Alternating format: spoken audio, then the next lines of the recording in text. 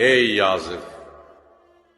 Sən qəzanın baş verməsini, qədərin hökmən olmasını gərəkli sayırsan. İş belə olsaydı, savab və iqab, əziyyət batil olar, vədin aradan qaldırılması vacib gələrdi. Halbuki nöqsan sifətlərdən münəzzəh olan Allah bəndələrini görəcəkləri işdə azad buraxmış, pisliklərdən çəkinmələrini bildirərək nəhy etmişdir.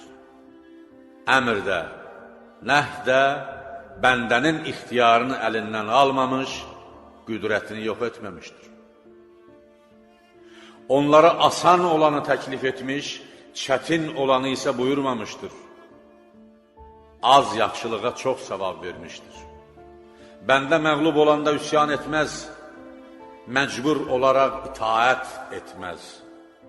O, peyğəmbərləri bir oyun üçün göndərməmiş, kitabı əbəs yerə indirməmiş, göyləri və yeryüzünü, bunların arasındakı məxluqatı boş yerə yaratmamışdır. Bu kafir olanların zənnidir, vay cəhənnəm odunda yanacaq kafirlərin halına.